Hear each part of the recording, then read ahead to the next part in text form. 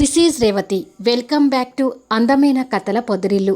మహర్షి episode number 160. మహర్షి అవంతి మధ్య చిన్న సరదా. కథలోకి వెళ్ళబోయే ముందు దయచేసి వీడియోకి ఒక లైక్ ఇవ్వండి, అలాగే హైప్ ఇచ్చి వీడియోని సపోర్ట్ చేయండి. గౌతమ్ క్యాబిన్లోకి వచ్చేసరికి ప్రమోద్, తాన్య సోఫాలో పక్కపక్కన కూర్చొని నవ్వుకోవటం గౌతమ్ కళ్ళకి కనిపిస్తుంది. రే గౌతమ్, నువ్వు ఎంత నా బెస్ట్ ఫ్రెండ్ అయినా అలా డోర్ కొట్టకుండా లోపలికి వచ్చేయడమేనా? నేను తాన్యతో ఉన్న విషయం నీకు తెలుసు కదా అంటాడు ప్రమోద్. ప్రమోద్ మాటలకి గౌతమ్కి నిలువెల్లా కాలుతుంటుంది. కాబోయే భార్యాభర్తలం ఒకే క్యాబిన్లో ఉన్నాం కదా, మీకు ఆ మాత్రం తెలియకపోతే ఎలా గౌతమ్ గారు అని తాన్య కళ్ళతోనే పొగరు చూపిస్తూ అడుగుతుంది. తన మాటలకి ఇంకా బిక్క చచ్చిపోతూ ఆ కోపాన్ని పిడికిలి రూపంలో బిగించి కంట్రోల్ చేసుకుంటాడు. తాన్య అలా ప్రమోద్ పక్కనే కూర్చొని గౌతమ్ పిడికిలి ముయ్యటం గమనిస్తూ ఉంటుంది. అంతలో ప్రమోద్కి ఏదో కాల్ వస్తుంటే, మీరు మాట్లాడుతూ ఉండండి తాన్య, నేను ఫోన్ కాల్ మాట్లాడి వస్తాను అని చెప్పి ప్రమోద్ బయటికి వెళ్ళిపోతాడు. ప్రమోద్ వెళ్ళగానే తాన్య సోఫాలో నుంచి లేచి గౌతమ్ని కోపంగా చూస్తుంటుంది. గౌతమ్ అంతకంటే ఎక్కువ కోపంతో చూస్తూ దగ్గరికొచ్చి, అసలు ఏం చేస్తున్నావు నువ్వు అని అడుగుతాడు. ఏం చేయట్లేదే, ఖాళీగానే నిలబడ్డాను కదా అని అంటుంది. ఆ కోపాన్ని బయటికి చూపించకుండా పైకి నవ్వుతూ. ఏయ్ మెంటల్, నేను అడిగేది ప్రమోద్ గురించి. నువ్వు ప్రమోద్తో కలవడమేంటి? ఆ నవ్వులేంటి? అసలు ఆ మాటలేంటి అని అడుగుతాడు ఆవేశంగా. అదా, నేను ప్రమోద్ పెళ్లి చేసుకోవాలి అనుకుంటున్నాము. మరి ఆ మాత్రం కలుసుకోకుండా, మాట్లాడకుండా, నవ్వుకోకుండా ఎలా ఉంటాం గౌతమ్ అని నిర్లక్ష్య వైఖరితో అంటుంది. తన మాటలకి ఇంకా ఆశ్చర్యపోతూ, ఇంత తొందరగా ఆ నిర్ణయం ఎలా తీసుకున్నావు అని అడుగుతాడు. ఏం, నువ్వు అంత తొందరగా మూవ్ ఆన్ అయి ఆ వర్షాన్ని పెళ్లి చేసుకోవడానికి సిద్ధమైనప్పుడు నేనెందుకు మూవ్ ఆన్ కాకూడదు అని ప్రశ్నిస్తుంది. తాన్య అడిగిన ప్రశ్నకి గౌతమ్ దగ్గర సమాధానం లేక మౌనం అయిపోయాడు. నిన్ను పూర్తిగా మర్చిపోవడానికి నేను మూవ్ ఆన్ కావడమే మంచిది అనిపించింది. ప్రమోద్ అయితే నీలాగా ఏ కండిషన్స్ పెట్టడు కదా, అందుకే ప్రమోద్ లవ్ని ఒప్పుకొని అతనితో పెళ్లికి యాక్సెప్ట్ చేశాను అని అంటుంది. తన మాటలకి కోపంతో ఊగిపోతూ, ఏయ్ అని గట్టిగా అరుస్తాడు. నువ్వు అరిస్తే నీకన్నా గట్టిగా నేను కూడా అరుస్తాను గౌతమ్ అంటుంది తాన్య కోపం తెచ్చుకుంటూ. తాన్య అలా ఎదిరించి మాట్లాడుతుంటే గౌతమ్ స్టన్ అయిపోతాడు. నువ్వు నా మీద ఎందుకు సీరియస్ అవుతున్నావో నాకు అసలు అర్థం కావడం లేదు. ఇక్కడ ఎవరి జీవితాలు వాళ్ళవి. నీ జీవితం వర్షాతో పంచుకోబోతున్నావు, నా జీవితాన్ని ప్రమోద్తో పంచుకోబోతున్నాను అని మాట్లాడుతూ ఉండగా ప్రమోద్ లోపలికొచ్చి, మన ఇద్దరి పేరు మీద మా పేరెంట్స్ జాతకాలు చూపించారంట తాన్య. మన ఇద్దరి జాతకాలు చాలా బాగా కలిశాయంట. మన పెళ్ళైతే పిల్లా పాపలతో సంతోషంగా ఉంటామని జాతకంలో ఉందంట అని చెప్పి, రే గౌతమ్, మీ మరదలతో నీ పెళ్ళి అయిపోయిన 4 రోజులకే మా పెళ్ళి కూడా. నీ పెళ్ళి నేను దగ్గరుండి జరిపిస్తాను. అలాగే నువ్వు కూడా మా పెళ్ళి దగ్గరుండి జరిపించాలి అంటాడు ప్రమోద్.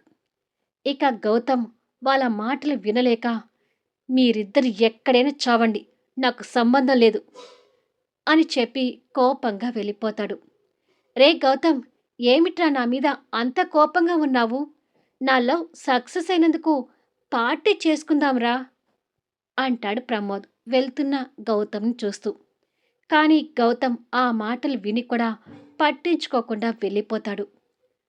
తాన్య కలలో గిర్రున కన్నీళ్ళు తిరుగుతుంటాయి. వెంకట్ ఫ్లాట్లో వెంకట్ ఆఫీస్కి రెడీ అవుతుంటే తులసి కాఫీ కప్పుతో అక్కడికి వస్తుంది. ఈరోజు ఆఫీస్ నుంచి వర్కర్స్ని పంపిస్తానమ్మా, వాళ్ళతో ఈ ఫ్లాట్ ఖాళీ చేయించు. ఇక మన ముగ్గురం మన ఇంట్లోనే ఉందాము అంటాడు వెంకట్.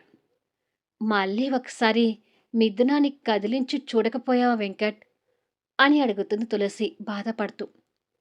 రెండోసారి నా జీవితంలోకి రావటానికి ఛాన్స్ ఇవ్వనని తనకి మరీ మరీ చెప్పానమ్మా. అయినా కూడా నా మాట వినకుండా వెళ్ళిందంటే తనకి నేను అవసరం లేనట్టే కదా. అలాంటి మొండి వాళ్ళని బతిమలాడాల్సిన అవసరం నాకు లేదు అని చెప్పి కాఫీ తాగి వెళ్ళిపోతాడు. వీళ్ళిద్దరి జీవితాలు ఏమవుతాయో అర్థం కావడం లేదు అనుకుంటూ తులసి బాధపడుతూ ఉంటే బెనర్జీ గారు లోపలికొచ్చి, ఈ ప్లాట్ ఖాళీ చేస్తున్నామని కింద ఓనర్ కూడా చెప్పి వచ్చాను తులసి అని అంటాడు. మిథున గురించి వెంకట్ చాలా బాధపడుతున్నాడండి. కానీ మన ముందు ఏదో పైకి ధైర్యంగా ఉన్నట్టుగా నటిస్తున్నాడు అని అంటుంది. వాడు మన ముందు ఎంత నటించినా కన్న తల్లిదండ్రులైన వాడి బాధ మనకు అర్థం కాకుండా ఎలా ఉంటుంది? ఆ అమ్మాయికి చెప్పినా విననప్పుడు మనమేనా ఏం చేస్తాము? కాలమే వాళ్ళ సమస్యకి సమాధానం చెప్తుంది తప్ప ఇక మనం ఏమీ చేయలేం తులసి అంటాడు బెనర్జీ గారు. అది కాదండి, వీళ్ళిద్దరి మధ్య ఏర్పడిన దూరం శాశ్వతం అవుతుందేమోనని కాస్త భయపడుతున్నాను అని అంటుంది. అలా ఏమీ కాదులే తులసి. ఇద్దరూ శాశ్వతంగా దూరం కావాలి అనుకున్నా వాళ్ళిద్దరినీ కలపడానికి మిథున కడుపులో మనింటి వారసుడు ఉన్నాడు. ఎప్పటికైనా ఆ బిడ్డ వాళ్ళిద్దరినీ దగ్గర చేస్తుంది. ఆ నమ్మకంతో ఉండు అని భార్యకి ధైర్యం చెప్తాడు. ఇక్కడ మిథున బెడ్ మీద కూర్చొని వెంకట్‌తో తనకున్న మధుర జ్ఞాపకాల్ని గుర్తు తెచ్చుకొని పక్కన ఉన్నప్పుడు తెగ ప్రేమ కురిపించాడు. కనీసం నేను వచ్చాక ఎలా ఉన్నావు మిథున అని ఒక్క ఫోన్ కాల్ కూడా చేయలేదు. ఇప్పటి వరకు వెంకట్ నా మీద చూపించిన అభిమానం అంతా ఒక బూటకం, అబద్ధపు ప్రేమ. అతగాడి ప్రేమ నిజమని నమ్మి ఇన్నాళ్ళు పిచ్చిదాన్ని అయిపోయాను. అయినా అది అబద్ధపు ప్రేమ అని ఇప్పుడు తెలియటమేంటి నా బొంద? నన్ను కాదని ఆ మహర్షిని కోరుకున్నప్పుడే నా మీద అతనికి ఉన్న గౌరవం ఏంటో పూర్తిగా అర్థమైంది అని అనుకొని కన్నీళ్లు పెట్టుకుంటూ ఉండగా సుచరిత పాల గ్లాస్తో అక్కడికి వచ్చి, కడుపుతో ఉన్నదానివి అలా కన్నీళ్లు పెట్టుకోకూడదమ్మా. నువ్వు స్ట్రాంగ్గా ఉంటావని మీ అన్నయ్యకి చెప్పి మళ్ళీ ఇలా కన్నీళ్లు పెట్టుకుంటున్నావేంటి అని అడుగుతుంది. వెంకట్ ప్రేమలో మోసపోయానని తెలుస్తుంటే కన్నీళ్లు ఆగటం లేదమ్మా అని అంటుంది. ఏమైనా నువ్వు కూడా తొందరపడి నిర్ణయం తీసుకున్నావేమో అనిపిస్తుంది అంటుంది సుచరిత. ఏంటమ్మా అలా మాట్లాడతావు?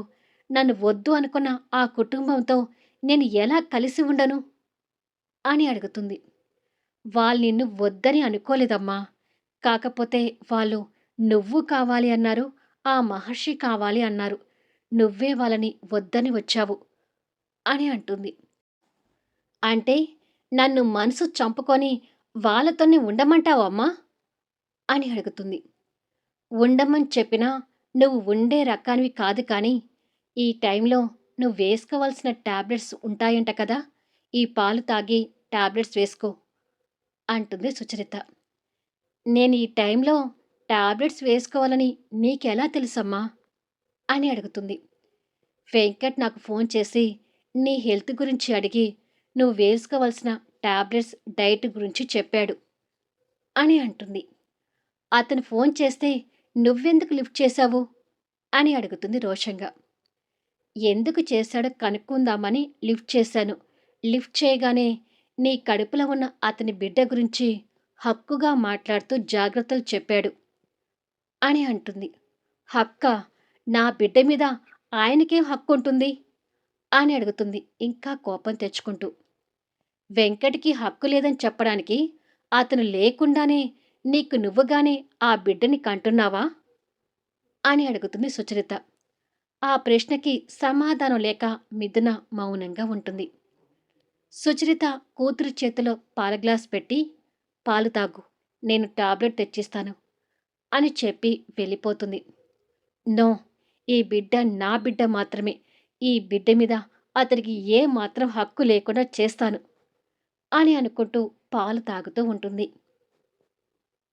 మహర్షి రూమ్‌లో విండో దగ్గర నిలబడి శూన్యంలోకి చూస్తూ ఆలోచిస్తూ ఉండగా, అవంతి యాపిల్స్ కట్ చేసి ప్లేట్‌లో పెట్టుకొని మహర్షి దగ్గరికొచ్చి, "మహర్షి గారు" అని పిలుస్తుంది. మహర్షి వెనక్కి తిరిగి ఫ్రూట్స్ ప్లేట్ పట్టుకుని ఉన్న తనని చూస్తాడు. "ఉదయం టిఫిన్ కూడా చేయలేదు. కనీసం ఈ ఫ్రూట్స్ అయినా తినండి" అని అంటుంది. నీరసంగా కనిపిస్తున్న తన వైపు చూస్తూ, "నువ్వు కూడా టిఫిన్ చేయలేదు కదా?" అని అడుగుతాడు. తను కూడా టిఫిన్ చేయలేదు కాబట్టి మౌనంగా ఉండిపోతుంది. మహర్షి ఆ ప్లేట్ అందుకొని స్పూన్‌తో తన నోటికి యాపిల్ ముక్క అందిస్తూ, "ముందు నువ్వు తిను సూర్యకాంతం" అంటాడు కాస్త నవ్వుతూ. చాలా రోజుల తర్వాత మహర్షి నవ్వుతూ సూర్యకాంతం అని పిలవడం విని ఆశ్చర్యంగా చూస్తుంటుంది. ఇన్నాళ్ళు బాధలో ఉండి ఆ మాత్రం నవ్వటం కూడా మర్చిపోయిన మహర్షిని కొత్తగా చూస్తూ సూర్యకాంతం అని పిలవడంతో ఇంకా సంతోషపడుతూ, "మీ నోటితో ఇలా పిలిచి ఎన్నాళ్ళైంది మహర్షి గారు" అని అంటుంది. మహర్షి తనకు తినిపిస్తూ, "నిజమే అవంతి, ఈ మధ్య వరుసగా చుట్టుముడుతున్న సమస్యలతో బాగానే స్ట్రగుల్ అయిపోయాను. కాసేపు నీతో ప్రశాంతంగా మాట్లాడాలని ఉంది. ఇలా రా" అని చెప్పి తన భుజం చుట్టూ చేయి వేసి తీసుకువెళ్ళి బెడ్ మీద కూర్చోబెట్టి మహర్షి కూడా తన పక్కన కూర్చొని, "నువ్వు నా జీవితంలోకి రాకముందు తిండి తిప్పల మీద పెద్దగా ఇంట్రెస్ట్ పెట్టకుండా ఎప్పుడూ తాగుతూ కూర్చునేవాడిని.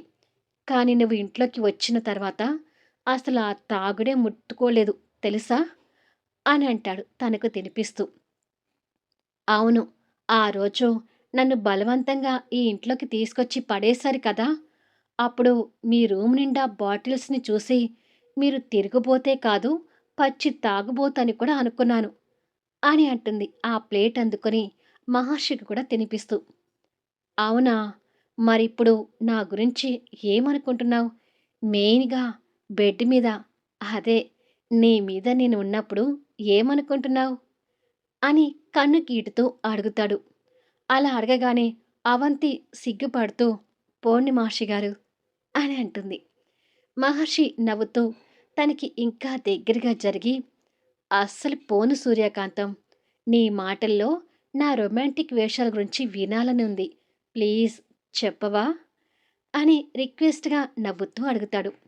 "అది మీరు పైకి కనిపించేంత నెమ్మది కాదు, బాగా ఫాస్ట్ అని అర్థమైంది" అని సిగ్గుపడుతూ చెప్తుంది. "ఆహా! ఇంకా నా గురించి ఏమనుకుంటున్నావు?" అని అడుగుతారు నవ్వుతూ. "అబ్బా! అలాంటి విషయాలు చెప్పడం నా వల్ల కాదు. ఇక వదిలేయండి" అని అంటూ ప్లేట్ పక్కకు పెట్టి బెడ్ మీద నుంచి లేచి పక్కకి వెళ్ళి సిగ్గుతో నిలబడిపోతుంది.